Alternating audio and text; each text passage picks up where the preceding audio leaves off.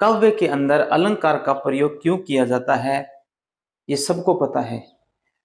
जिस प्रकार एक औरत की शोभा उसके आभूषण बढ़ाते हैं, उसी प्रकार काव्य की शोभा अलंकारों से बढ़ती है। इसलिए काव्य के अंदर अलंकारों का प्रयोग किया जाता है। तो अलंकार बहुत सारे होते हैं, तो हम अलंकारों को काव्य का आभूषण कह सकते हैं। उन्हीं में से एक आभूषण है अनुप्रास आभूषण, यानी अनुप्रास अलंकार। ये किस प्रकार काव्य की या एक वाक्य की शोभा बढ़ाता है, उसके बारे में हम आज जानेंगे कि अनुप्रास अलंकार क्या होता है, किस किस से मिलकर के वह बनता है और वाक्य के अंदर उसका प्रयोग किस प्रकार किया जाता है। तो आइए देखते हैं अनुप्रास अलंकार। सबसे पहले हम बात करते हैं इसकी परिभाषा की। अनुप्रास शब्द दो शब्दों से मिलकर बना है। अनु प्लस प्रास, यानी अनुप्रास अलंकार है वो दो शब्दों से मिलकर बना है, जिसका अलग अलग अर्थ क्या होता है वो जानते हैं। अनु का अर्थ होता है बार बार और प्रास का अर्थ होता है वर्ण। यानी इसकी परिभाषा है कि जब किसी वाक्य में कोई वर्ण बार बार आता है या किसी वर्ण की बार बार आवृत्ति होती है तो वहां अनुप्रास अलंकार होता है। यानी इस प्रकार भी कह सकते हैं कि जब किसी वाक्य में दो या दो से अधिक बार किसी वर्ण की आवृत्ति होती है तो वहां अनुप्रास अलंकार होता है। अब इसको समझने के लिए हमने कुछ उदाहरण लिए हैं। उन उदाहरणों से हम ये क्लियर करेंगे कि किस प्रकार ये किसी वाक्य में या किसी काव्य में अपना स्थान रखता है। जैसे पहला है, शेष महेश दिनेश सुरेश हु जाहि निरंतर गावे।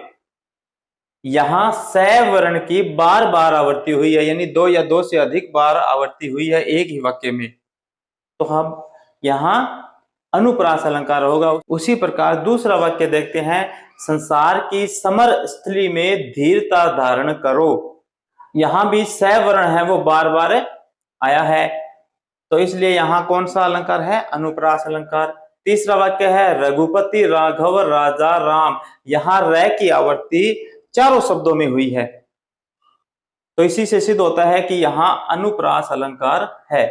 देखो, अलंकार होते हैं वो काव्य की शोभा बढ़ाने के लिए होते हैं। किसी भी वाक्य के अंदर जब किसी अलंकार का प्रयोग किया जाता है तो वह पाठक का ध्यान अपनी ओर आकर्षित करता है, अपनी ओर खींचता है, जिससे उस वाक्य की सौंदर्यता बढ़ जाती है और पाठक को पढ़ने में आनंद आता है। तो इसीलिए अलंकारों का प्रयोग काव्य में किया जाता है। अगला वाक्य देखिए, चमक गई चपला चमचम। यहाँ च वर्ण की आवृत्ति है वो बार बार हुई है, इसलिए अनुप्रास अलंकार है। अगला है, चारु चंद्र की चंचल किरणें खेल रही थी जल थल में। इस वाक्य के अंदर भी च वर्ण है वो दो या दो से अधिक बार आया है, तो यहां भी अनुप्रास अलंकार है। अगला देखिए, भूषण बिनु न बिराजई कविता वनिता मित। अब यहां देखिए इसके अंदर भूषण बिनु न बिराजई कविता वनिता मित, यहाँ तय वर्ण की आवृत्ति बार बार हुई है और वर्ण भी यहाँ दो बार आया है, तो इस प्रकार यहां भी अनुप्रास अलंकार है। अगला उदाहरण, कालिंदी कूल कदम की डारिन।